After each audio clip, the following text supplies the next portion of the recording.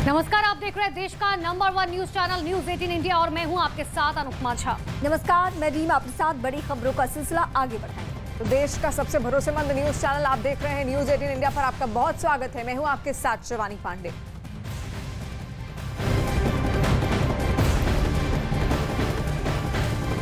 रूस यूक्रेन युद्ध की खबर इस वक्त हम आपको बताएंगे। यूक्रेन के खिलाफ रूस के हमले का सिलसिला थमने का नाम नहीं ले रहा और रूसी सेना अब उन इलाकों को भी टारगेट कर रही है जहां पर हमला होने का मतलब सीधे सीधे बहुत बड़े खतरे को न्योता देना है। तो ऐसे में दावा दरअसल ये किया जा रहा है कि देखिए, पुतिन की सेना ने एक बार फिर से यूक्रेन के निप्रो और ज़ैपोरिज़िया जैसे इलाकों पर हमला शुरू कर दिया है। ये दोनों ही इलाके कई मामलों में बेहद संवेदनशील माने जाते हैं और यही वजह है कि रूस के इन हमलों के बाद से यूक्रेन में दहशत का माहौल बना हुआ है।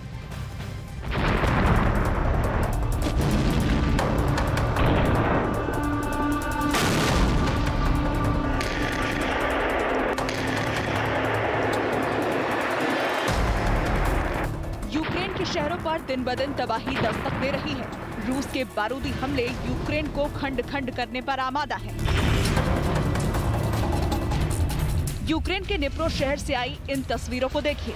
एनर्जी इंफ्रास्ट्रक्चर पर रूस की सेना का रॉकेट अटैक हुआ है। धमाका कितना भयानक है, ये धुएं का गुबार देखकर समझा जा सकता है। दावा किया जा रहा है कि रूस के इस रॉकेट अटैक में निप्रो के इस पावर प्लांट को जबरदस्त नुकसान पहुंचा है।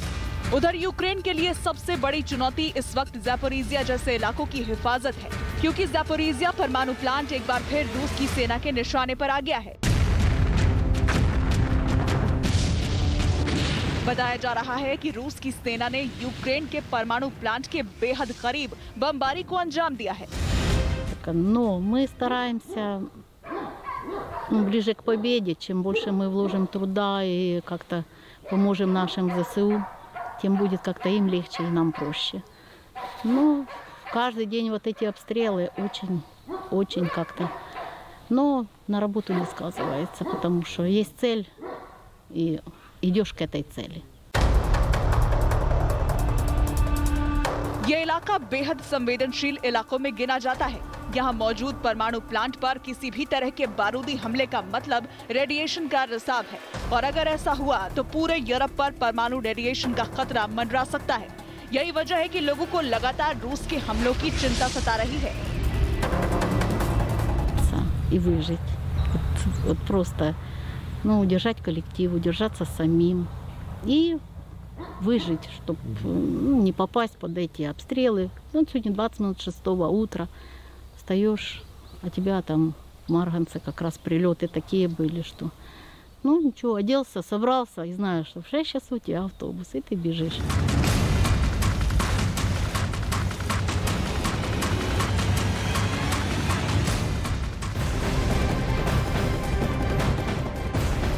और जंग के मैदान से बड़े हमले का वीडियो अब सामने आया है। वीडियो के जरिए ये दावा किया गया है कि यूक्रेन की सेना ने रूस के कैंप को धमाके में उड़ा दिया। ये धमाका डोनेट्स्क के लिबान के पास हुआ है।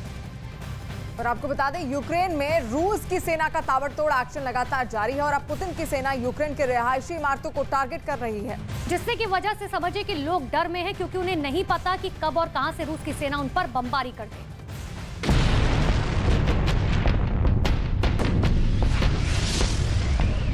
दावा किया जा रहा है कि रूस की सेना लगातार यहां के मकानों, फ्लैट और बेकरी को टारगेट कर रही है, जिसका सीधा सा मतलब है कि क्राइमिया ब्रिज अटैक के बाद गुस्से से तिलमिलाए पुतिन वॉर जोन का दायरा बढ़ाते जा रहे हैं और रूसी सेना उन इलाकों को टारगेट कर रही है जिनका यूक्रेन के सैन्य ठिकानों से कोई मतलब नहीं है।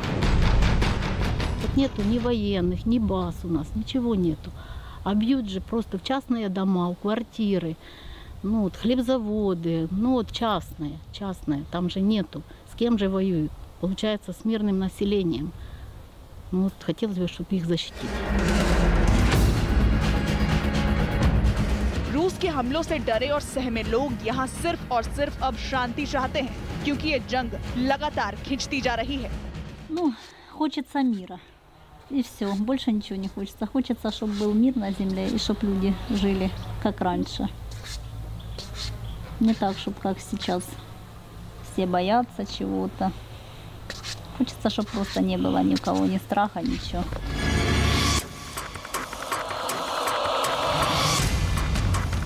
जंग की इस नई लहर की सबसे ज्यादा चोट उन लोगों को लग रही है जिन लोगों का युद्ध से कोई लेना देना नहीं है। बावजूद इसके यहाँ के लोग अपनी हिफाजत और देश की रक्षा के लिए सेना के कदम से कदम मिलाकर चल रहे हैं।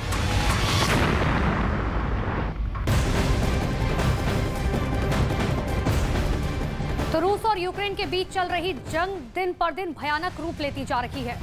क्राइमिया ब्रिज पर हुए हमले का बदला लेने के लिए पुतिन अपनी वॉर मशीनरी के तमाम घातक हथियारों का इस्तेमाल कर रहे हैं और ये सब कुछ जंग में यूक्रेन का हौसला तोड़ने के लिए किया जा रहा है। लेकिन देखिए, अमेरिका भी साफ साफ ये बार बार कह चुका है कि वो यूक्रेन के साथ किसी भी कीमत पर देता रहेगा। यानी रूस के सामने अमेरिका एक बार फिर यूक्रेन की ढाल बनकर खड़ा हो चुका है।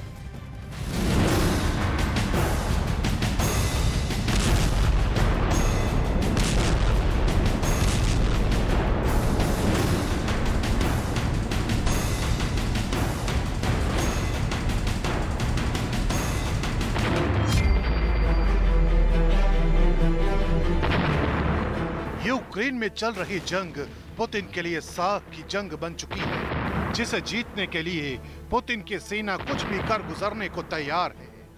इसलिए पुतिन अब यूक्रेन के खिलाफ एक से बढ़कर एक घातक हथियारों का इस्तेमाल कर रहे हैं। उन पर किसी भी देश की किसी भी धमकी का कोई असर नहीं हो रहा। उन्हें बस सिर्फ यूक्रेन में मिशन विक्ट्री दिखाई दे रहा है। दावा तो ये भी किया जा रहा है कि पुतिन यूक्रेन में जीत हासिल करने के लिए उस पर परमाणु हथियारों का भी इस्तेमाल कर सकते हैं।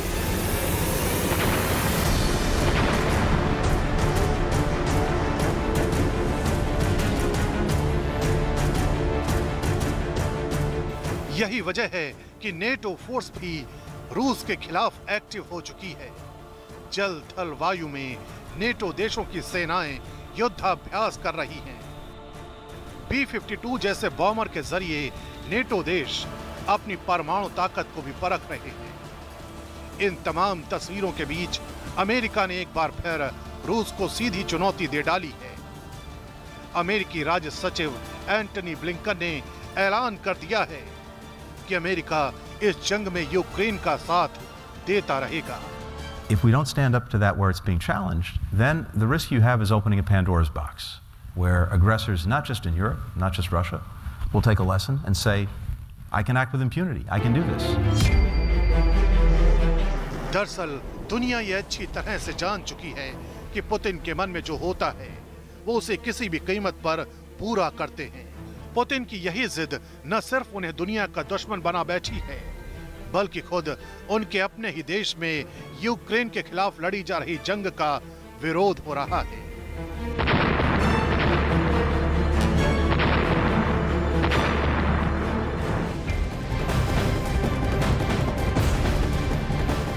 रूस से युद्ध के बीच राष्ट्रपति ज़ेलेंस्की का बहुत बड़ा बयान सामने आया है और आपको बता दें, यूक्रेन की तरफ से दावा किया गया है कि रूस के हमले में यूक्रेन को भारी नुकसान हुआ है। समझिए, रूस के हमले में 30% पावर स्टेशन तबाह होने का दावा किया जा रहा है। पुतिन के इरादे खतरनाक है, ये पूरी दुनिया मान चुकी है और वो यूक्रेन से जंग जीतने के लिए किसी भी हद तक जाने को तैयार हैं। इसलिए पुतिन का उन्हीं के देश में भी विरोध होना शुरू हो चुका है।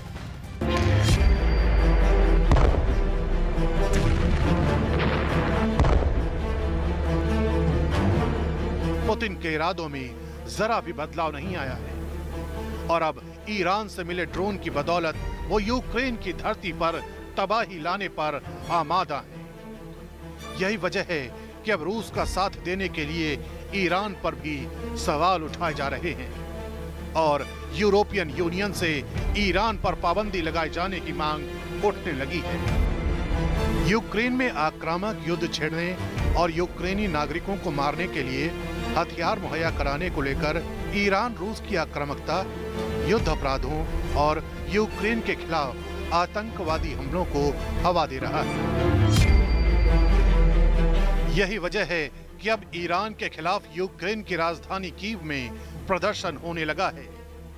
ईरान पर आरोप लग रहे हैं कि उसके हथियारों से यूक्रेन में आम लोगों को मारा जा रहा है। ईरान के हथियारों से यूक्रेन के रिहायशी इलाकों को तबाह किया जा रहा है।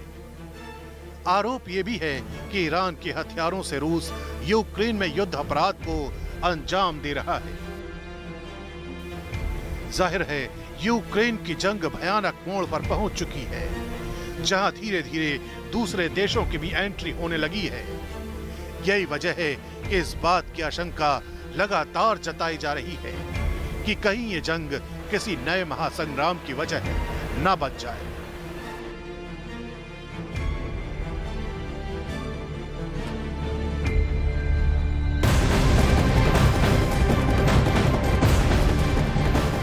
इस वक्त दुनिया में जहां भी चले जाइए, आपको बता दें कि एक ही बात की चर्चा लगातार है, वो है परमाणु युद्ध की। पुतिन के एटमी धमकी के बाद अब नाटो रूस के बिल्कुल करीब परमाणु ड्रिल कर रहा है और इस ड्रिल में 14 देश शामिल हैं। इधर रूस भी एटम ड्रिल की तैयारी में है, जो साथ ही जल्द शुरू होने वाला है।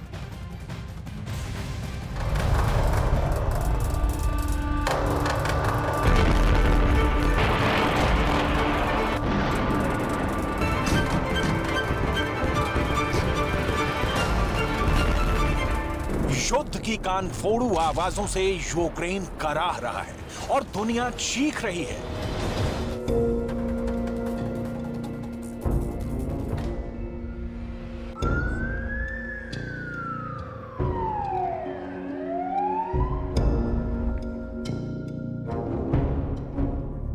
कीव परमाणु विनाश के खौफ से कांप रहा है। बाइडेन की फौज रूस को जवाब देने की तैयारी कर रही है, क्योंकि यूक्रेन जंग में जो साफ हो चुका है वो ये कि नाटो बहुत दिनों तक यूक्रेन युद्ध में जमीन पर उतरने से खुद को नहीं रोक पाएगा, क्योंकि हथियार और डॉलर की मदद के अलावा ज़ेलेंस्की को सेना भी चाहिए। लिहाजा नाटो की वॉर एक्सरसाइज चल रही है।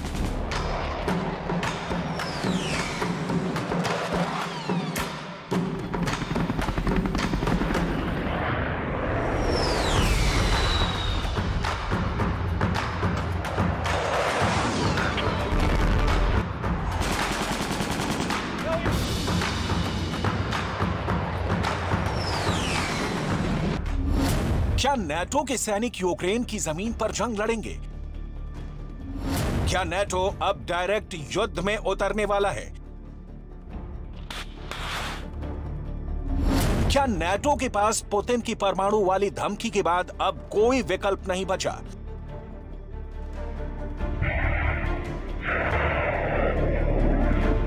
क्या नाटो यूक्रेन के बहाने सिर्फ पुतिन ही नहीं, चीन को भी मैसेज देना चाहता है कि वो पुतिन को मदद देने से बाज आए? आसमान,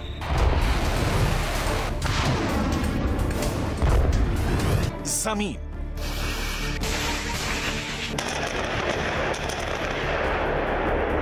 और पानी में नाटो का ये युद्धाभ्यास है। नाम है स्टेडफास्ट नून। नाटो को इस वॉर एक्सरसाइज की जरूरत क्यों पड़ गई, इसकी डिटेल आगे बताएंगे। पहले इस मिलिट्री ड्रिल की डिटेल जान लीजिए। दुनिया का काल समझे जाने वाले B-52 बॉम्बर को भी इस ड्रिल का हिस्सा बनाया गया है। हिरोशिमा और नागासाकी पर परमाणु हमले के लिए भी इसी सीरीज के बॉम्बर B-29 का इस्तेमाल किया गया था। इन परमाणु हमलों की वजह से आज भी हिरोशिमा और नागासाकी में कई तरह की बीमारियां फैलती रहती हैं। नाटो के मुताबिक स्टीडफास्ट नून में यूएस एयरफोर्स के B-52 बॉम्बर भी शामिल हैं। नॉर्थ डकोटा के मिनोट एयरबेस से दुश्मनों के दिलों को दहलाने के लिए लंबी उड़ान भर रहे हैं। वहीं बेल्जियम के क्रेन ब्रोगेल एयरबेस से एडवांस F-16 विनाशकारी मिसाइल से लैस होकर ड्रिल का हिस्सा बना है।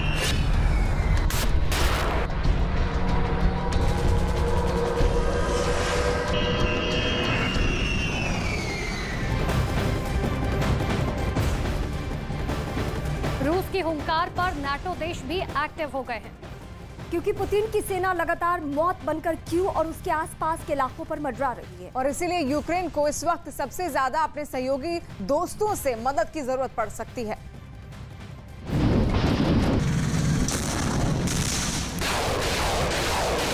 कहने को तो ये सालाना वॉर ड्रिल है, लेकिन नाटो की ड्रिल की टाइमिंग और शामिल होने वाले देशों की संख्या, एयरक्राफ्ट और हथियारों का जखीरा गवाही दे रहे हैं कि ये सिर्फ वॉर एक्सरसाइज तो नहीं है।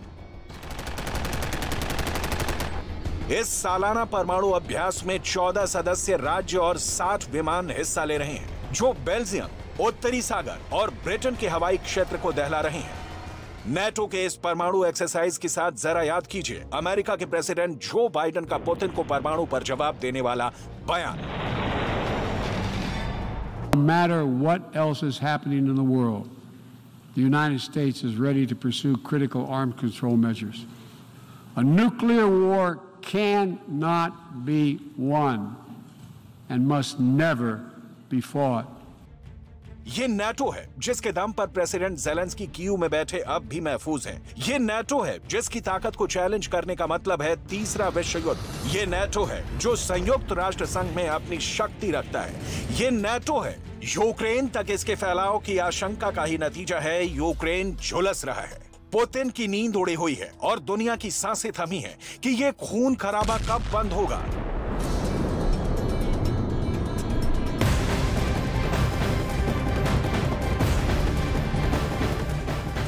और आपको बता दें यूक्रेन से युद्ध के बीच रूस से बेहद डरावनी तस्वीर सामने आई है।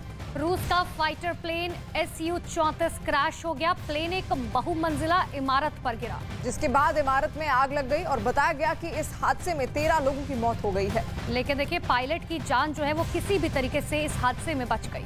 और वहीं सोशल मीडिया पर यह वीडियो तेजी से अब वायरल हो रहा है।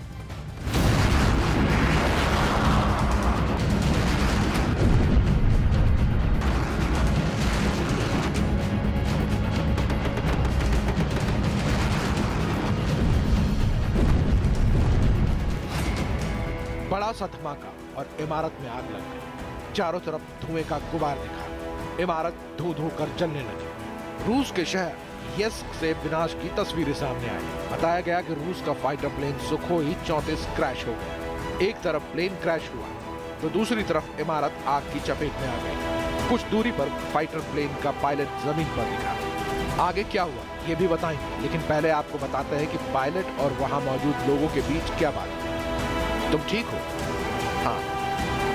क्या इसे निशाना बनाया गया? नहीं, मुझे तुम्हारी मदद करने दो।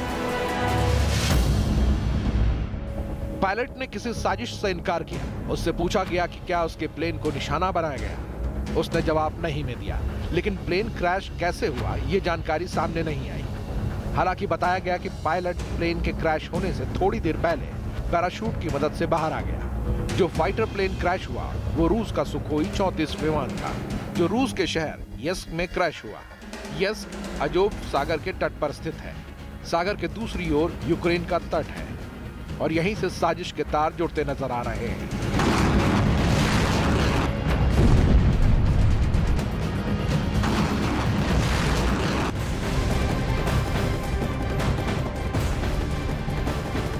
फाइटर प्लेन लगातार यूक्रेन के रिहायशी इलाकों पर बमबारी कर रहे हैं और दावा किया जा रहा है कि इसी दौरान रूस का फाइटर जेट उड़ान भरने के कुछ देर बाद ही दुर्घटनाग्रस्त हो गया और साथ ही रिहायशी इलाके में गिरने के बाद वहां पर अफरा तफरी मच गई।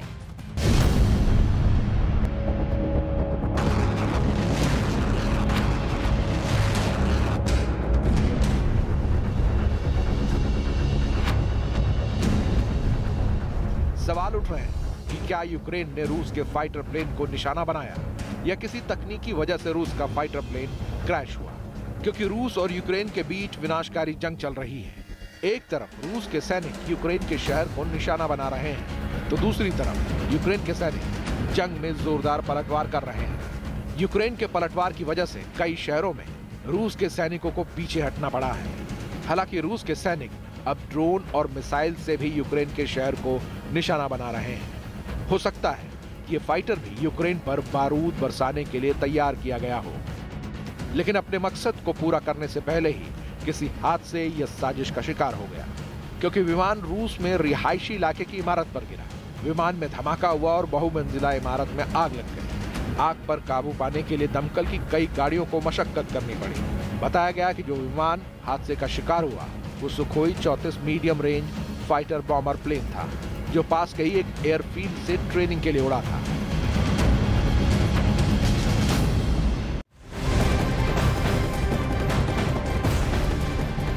और बड़ी खबर आ रही है, आपको बता दें पीएम मोदी की सुरक्षा से जुड़ी खबर सामने आई है।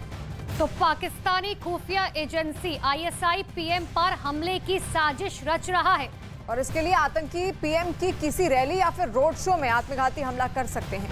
न्यूज 18 के पास खुफिया एजेंसियों की तरफ से जारी किए गए अलर्ट की कॉपी है। आपको बता दें, जो भारत के खिलाफ आईएसआई की बड़ी साजिश का खुलासा कर रही है।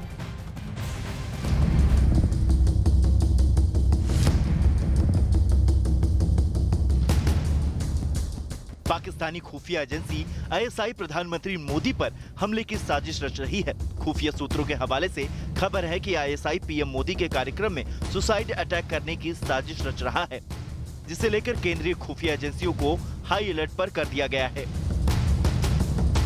खुलासे के बाद खुफिया एजेंसियां बेहद सतर्क हैं और पीएम मोदी की सुरक्षा में लगने वाले तमाम स्थानीय पुलिसकर्मियों को विशेष पहचान पत्र जारी किए जा रहे हैं। न्यूज 18 के पास खुफिया एजेंसियों के अलर्ट की पूरी कॉपी है। भारतीय एजेंसी के मुताबिक आईएसआई ने लश्कर को आदेश दिया है कि वो भारत के तमाम बड़े नेताओं को अपने टारगेट पर ले। उसमें सबसे बड़ा नाम प्रधानमंत्री नरेंद्र मोदी का है। सूत्रों के मुताबिक पुलिस की वर्दी में आतंकी कर सकता है पीएम मोदी पर सुसाइड अटैक। भारतीय खुफिया एजेंसी ने आतंकी संगठन लश्कर ए तैयबा की बातचीत रिकॉर्ड की है। इसके बाद ये खुलासा हुआ है। सूत्रों के मुताबिक भारतीय खुफिया एजेंसियों को इस साजिश का पता उस समय चला जब दो आतंकी संगठनों के आतंकियों के बीच हुई बातचीत को पकड़ा गया और इस बातचीत के दौरान आतंकी टारगेट मोदी का जिक्र कर रहे थे। बड़ी बात यह है कि पीएम अगले एक सप्ताह के दौरान गुजरात, उत्तराखंड और यूपी के दौरे पर हैं।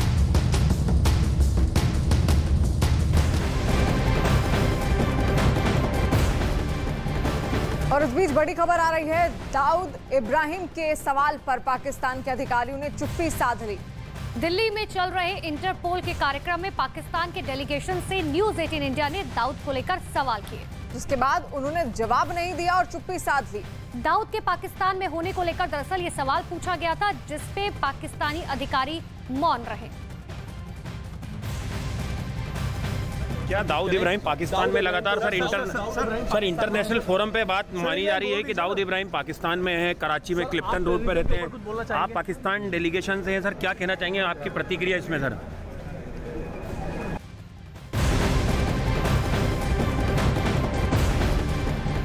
राजस्थान के भिवाड़ी से किडनैप किए गए 3 बच्चों में से 2 के शव दिल्ली के मेहरौली के जंगल में मिले। और आपको बता दें, राजस्थान पुलिस और दिल्ली पुलिस के सर्च ऑपरेशन में 2 बच्चों के शव बरामद हुए हैं, जबकि तीसरा बच्चा सुरक्षित मिल गया है। परिवार के मुताबिक किडनैपर ने फिरौती के लिए परिवार को फोन किया था। और मामले में राजस्थान पुलिस ने 3 आरोपियों को गिरफ्तार कर लिया है और उनसे पूछताछ की गई तो उन्होंने अपने जुर्म को कबूला, जिसके बाद उनकी निशानदेही पर दिल्ली से 2 बच्चों के शव बरामद किए गए।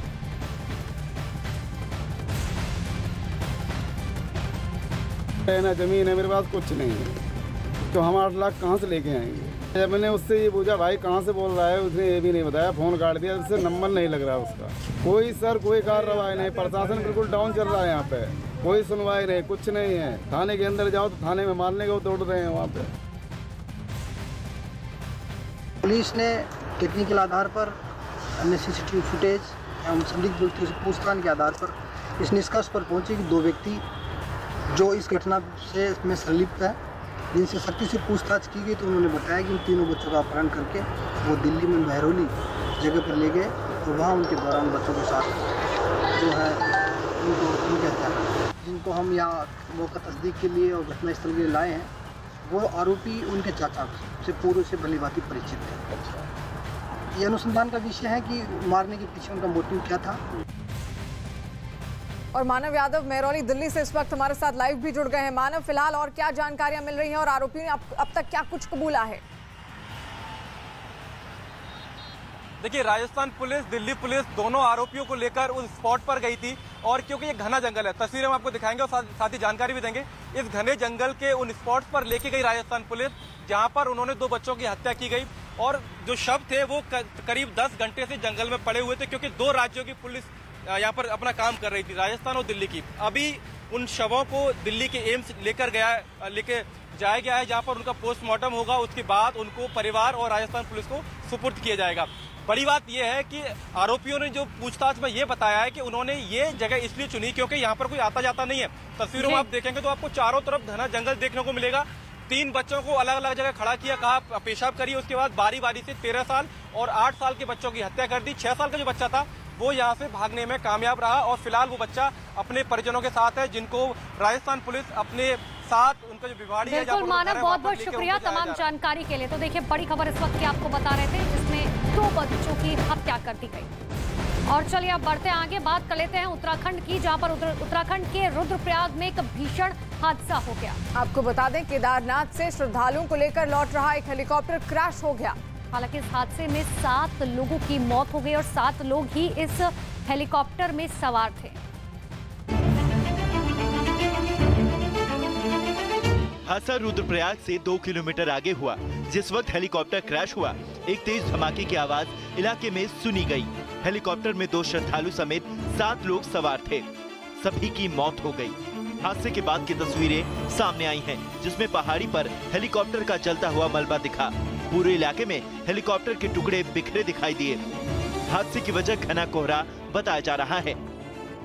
बताया जा रहा है कि आर्य नाम की कंपनी का हेलीकॉप्टर केदारनाथ के दर्शन कराने वाले श्रद्धालुओं को वापस लेकर लौट रहा था और तेज धमाके के साथ हेलीकॉप्टर में आग लग गई। इसके बाद गरुड़ चट्टी के पास हेलीकॉप्टर क्रैश हो गया। मृतकों में पायलट अनिल सिंह समेत सभी यात्रियों की पहचान हो गई है। हादसे पर प्रधानमंत्री नरेंद्र मोदी और राज्य के मुख्यमंत्री पुष्कर सिंह धामी ने ट्वीट करके दुख जताया है।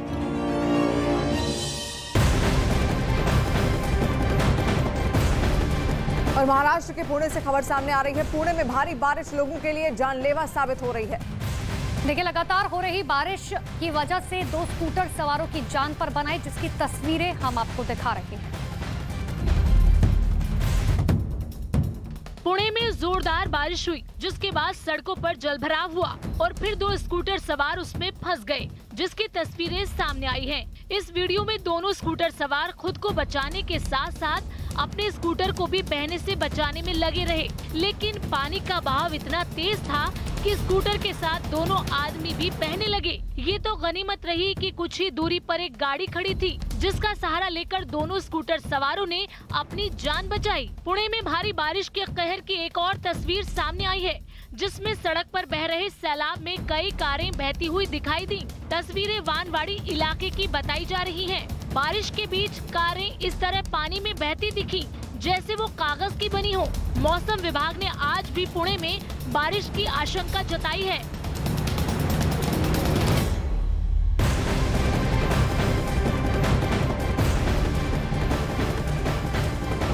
तो पुणे में इतनी भीषण बारिश हो रही है कि सड़कों के साथ अब रेलवे स्टेशन पर भी मुश्किलें खड़ी हो गई हैं। और बीती रात से हो रही बारिश की वजह से पुणे रेलवे स्टेशन पूरी तरीके से पानी में डूबा हुआ नजर आया।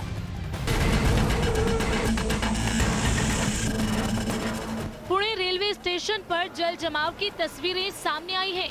यहाँ हर तरफ सिर्फ पानी ही पानी दिखाई दिया।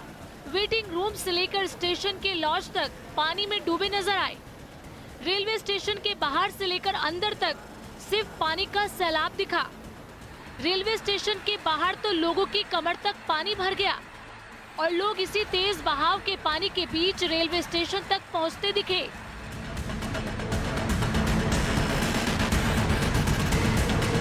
रेलवे स्टेशन का टिकट काउंटर भी पूरी तरह पानी से घिरा दिखा। यात्री अपना सामान सिर पर रखकर स्टेशन के अंदर ट्रेन पकड़ने पहुंचे। स्टेशन के अंदर भी इतना पानी भरा हुआ था कि यात्रियों को अपना सामान रखने की तो छोड़िए, खड़े होने की भी जगह नहीं दिखी। भारी बारिश की वजह से पुणे का बुरा हाल है। रेलवे स्टेशन से लेकर सड़क तक हर तरफ सिर्फ सैलाब ही सैलाब नजर आ रहा है। लगातार हो रही बारिश ने लोगों की मुश्किलें बढ़ा दी हैं।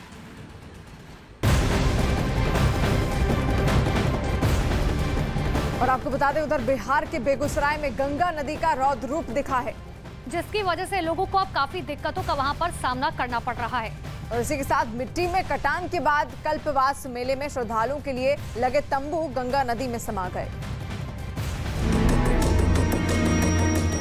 वहां से जो तस्वीरें सामने आई, उसमें कई तंबू पानी में आधे डूबे नजर आए। गंगा घाट के कई दुकानों में पानी भर गया। कल्पवास मेला और आसपास के बाजार में बाढ़ का पानी आ जाने से मेले की रौनक ही गायब हो गई। जो श्रद्धालु मेला देखने और गंगा में पवित्र स्नान करने आए थे, उन्हें बाढ़ का सामना करना पड़ा। वहाँ हालात इस कदर खराब हो गए कि लोगों को खाने के लिए संघर्ष करना पड़ा। मेले में शामिल होने आए श्रद्धालुओं की परेशानियों का अंदाजा इस बात से लगाया जा सकता है कि हर कोई सैलाब के बीच फंसा हुआ दिखाई दिया। लगातार हो रही बारिश की वजह से सड़क पर कई फीट पानी भर गया और सैलाब के बीच ही लोग आवाजाही करते नजर आए। वहीं सड़कों पर बने गड्ढों में पानी भरने से लोगों की मुसीबत और बढ़ गई। कई लोगों को ऊंचे स्थानों पर ले जाया गया। वहीं प्रशासन ने भी अलर्ट जारी किया है।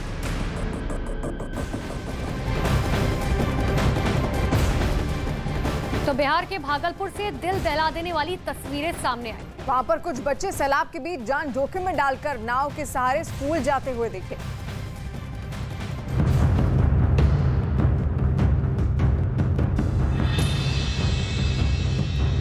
जहां नाव पर बच्चे और उसी स्कूल के शिक्षक नजर आए।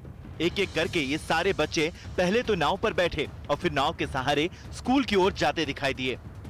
छात्र और शिक्षक एक ही नाव के सहारे नदी को पार कर रहे थे।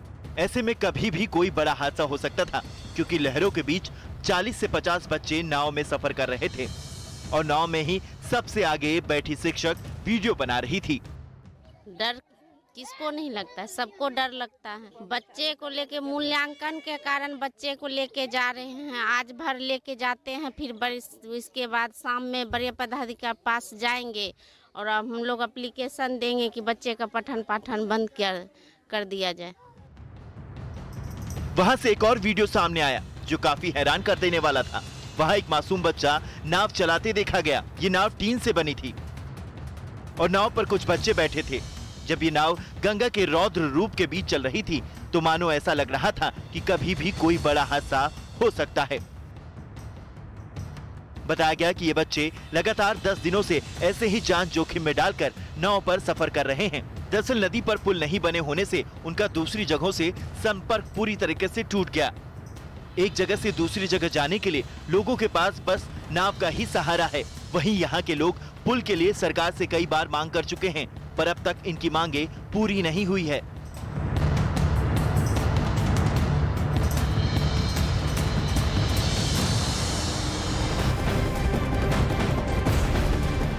और अब खबर मेरठ से है, जहां पर गंगा नदी में नाव डूब गई। इस नाव में 16 लोग सवार थे, जिनमें से 12 लोगों का रेस्क्यू किया गया। वहीं लापता लोगों की तलाश अब लगातार जारी है।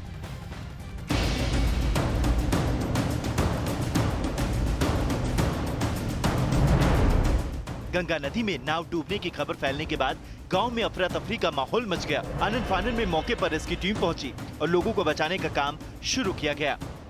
अभी तक ये बताया जा रहा है, क्योंकि किसी ने एग्जैक्टली काउंट नहीं किया, पर 15 से 16 लोग बता रहे हैं, जिसमें 11 लोग रेस्क्यू हो गए। उसके अलावा एक व्यक्ति की और अभी जानकारी मिली है, अंकित करके लड़का है, वो भी मिल गया है। वहीं ये भी बताया गया कि नाव टूटने की वजह से वो नदी में डूबी। नाव में लोगों के साथ 6 मोटरसाइकिल भी ले जाई जा रही थी, जिसकी वजह से नाव ओवरलोड हो चुकी थी। बीच नदी में नाव पिलर से टकराई और फिर डूब गई। लापता लोगों के रेस्क्यू में स्थानीय गोताखोरों के साथ एनडीआरएफ और एसडीआरएफ की टीमें भी लगाई गई हैं।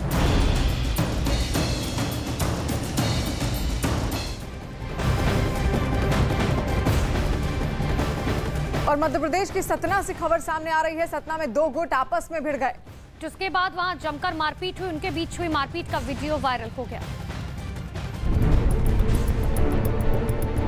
जिसमें वो एक दूसरे पर हमला करते नजर आए। सामने आए वीडियो में दोनों गुट के लोग बुरी तरह एक दूसरे से लड़ते दिखाई दिए। कोई किसी के कपड़े फाड़ता रहा तो कोई ताबड़तोड़ लात घुसे बरसाता नजर आया। हालांकि इस दौरान वहां मौजूद कुछ महिलाएं उन्हें शांत करवाने की कोशिश करती रहीं, लेकिन वो नहीं माने और एक दूसरे पर जोरदार हमला करते रहे। घायल हुए लोगों को जब अस्पताल ले जाया गया तो वहां भी दोनों पक्ष आपस में भिड़ गए और देखते ही देखते मामला इतना बढ़ गया कि वो एक दूसरे के खून के प्यासे हो गए। एक आदमी ने दूसरे पक्ष के एक लड़के को इतना मारा कि उसके सिर पर गंभीर चोटें आईं। हालांकि वो लड़का कुछ देर बाद किसी तरह वहां से अस्पताल पहुंचा। लड़ाई झगड़े की सूचना पर पुलिस मौके पर पहुंची, तब जाकर मामले को शांत कराया गया।